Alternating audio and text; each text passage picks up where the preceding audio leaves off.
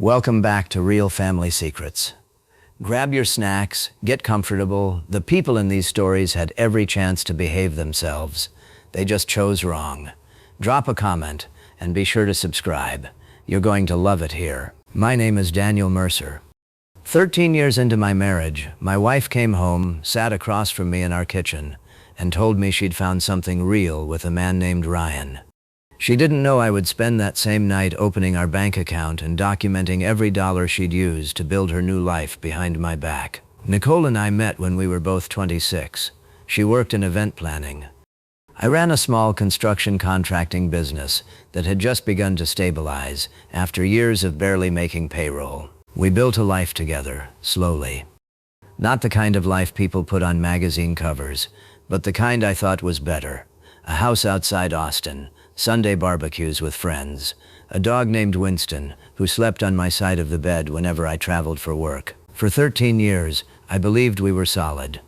Looking back, solid and quietly falling apart can look almost identical from the inside. There had been signs, small ones, a changed phone password, late evenings that came with vague explanations, a laugh from the next room that had a lightness I hadn't heard directed at me in years. I told myself it was normal. People get tired. Marriages change shape. Houses creak when they settle. But houses don't settle. People do. It was a Tuesday evening in June when Nicole came home around 7. I was in the kitchen finishing some contracts, half watching a Rangers game mounted above the counter. She walked in still wearing her jacket, her purse held close against her side, carrying an energy I noticed immediately. She looked lighter than usual, almost relieved. "Hey," I said without looking up.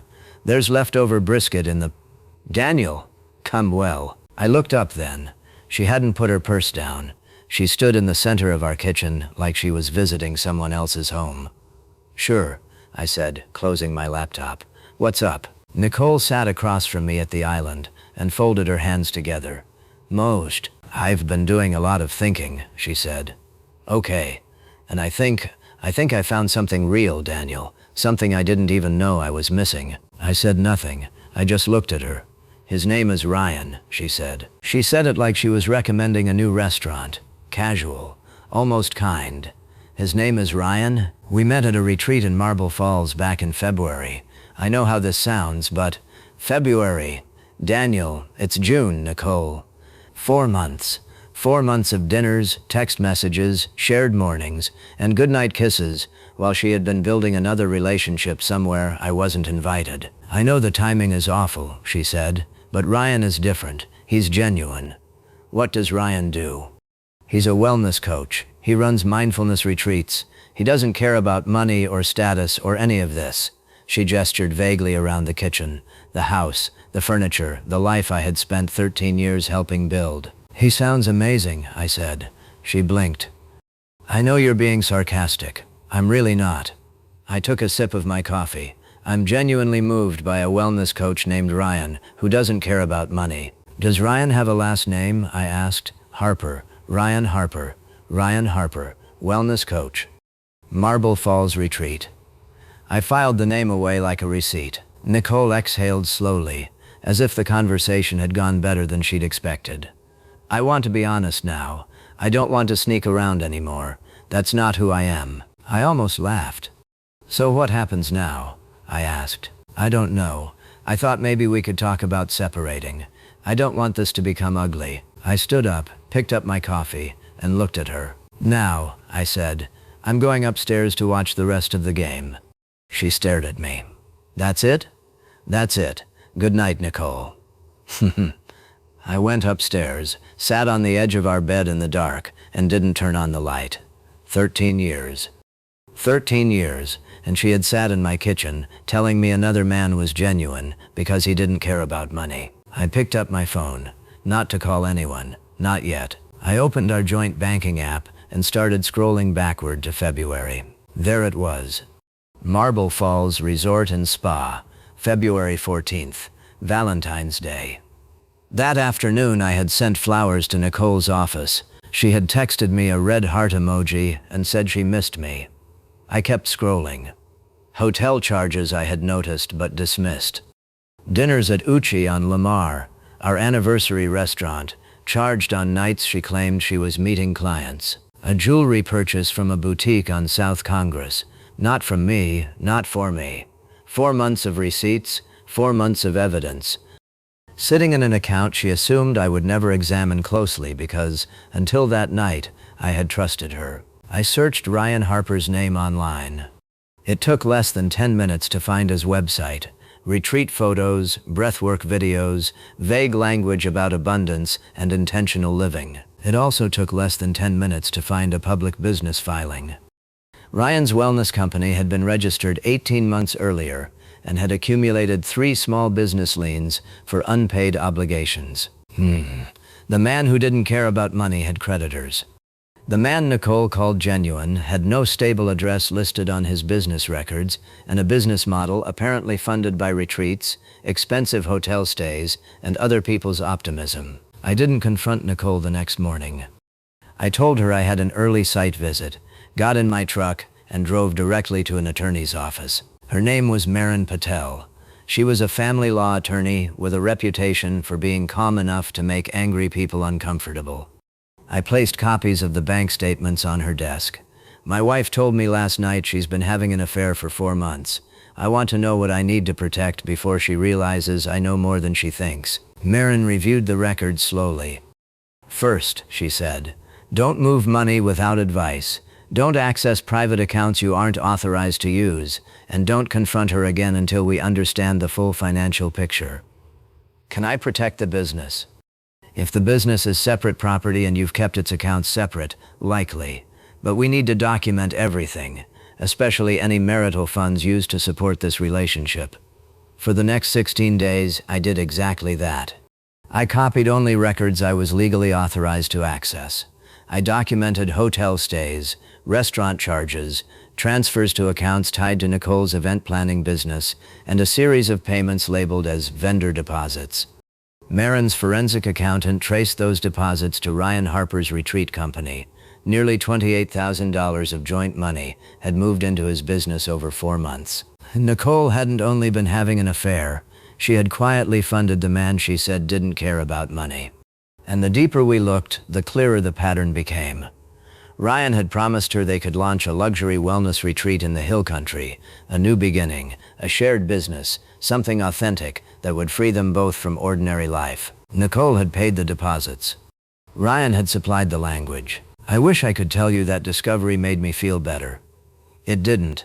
It made the betrayal feel smaller somehow, and sadder. She hadn't left me for a great love. She had been sold a story by a man who knew exactly how to make empty promises sound spiritual. On the 17th day, Marin filed for divorce. We requested temporary financial safeguards and provided a documented summary of the marital funds diverted to Ryan's company. Nicole was served at her office in the middle of a planning meeting for a charity event. Marin had not chosen the location for humiliation. It was simply the address Nicole had given for official legal correspondence. Nicole called me 40 minutes later. Daniel, what is this? You filed. You went through our finances. I reviewed our joint account after you told me you were leaving me for Ryan. You had no right to make this so hostile. You transferred $28,000 of our money into his company, Nicole. There was a long silence. It was an investment, she said finally. He was going to pay it back. We were building something. You were building a life with him, using money you earned with me. I didn't mean to hurt you, but you did. Every time you charged a hotel room, every time you used the card at our restaurant, every time you called his business a vendor, so I wouldn't ask questions. Nicole began crying harder. Ryan's company has liens, Nicole. He has no money to repay you. And he has been taking money from you while telling you he doesn't care about money. How do you know that? Because unlike you, I checked. I ended the call. 2 days later, Nicole moved into an apartment near downtown. Ryan, according to what I learned later through the disclosure process, ended their relationship within a month. The retreat project never happened. The venue deposits had been spent. The business filings showed more unpaid debts than I had initially found. And the man who promised Nicole a life free from money had apparently made the same promise to at least 2 other women before her. The divorce took 7 months. The documented transfers mattered.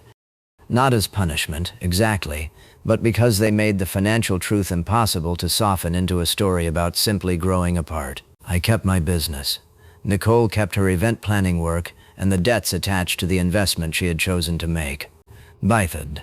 A year has passed now. I still sometimes think about that Tuesday night, about the way she looked at our kitchen and said Ryan didn't care about status or things. I don't hate Nicole. I think she was lonely before she was unfaithful. I think she wanted a different life before she ever met Ryan. And I think she convinced herself that wanting something different gave her permission to take it without paying the cost. But I don't carry her choices anymore. That is the one good thing I learned from all of it. If this story moved you, subscribe for more real family stories, and tell us in the comments, would you have confronted Nicole immediately or quietly followed the money first? Yeah.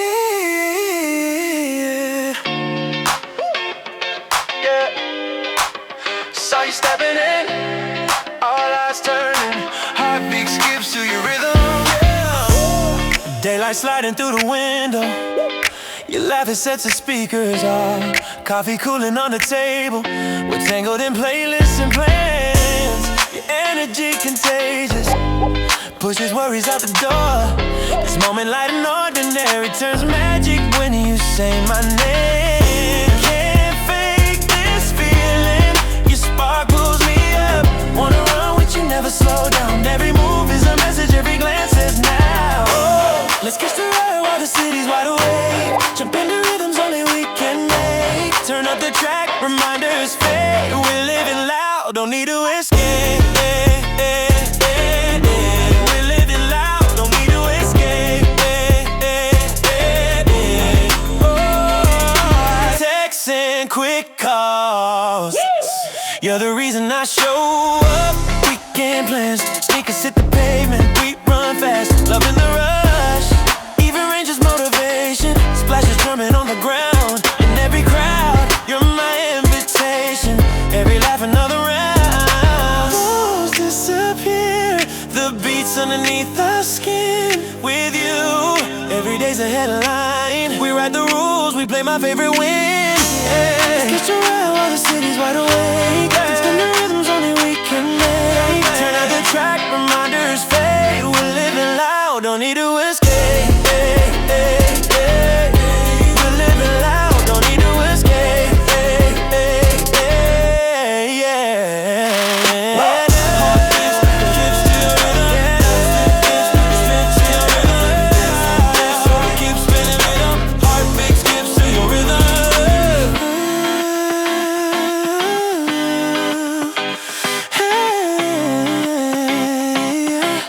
This story keeps spinning on repeat.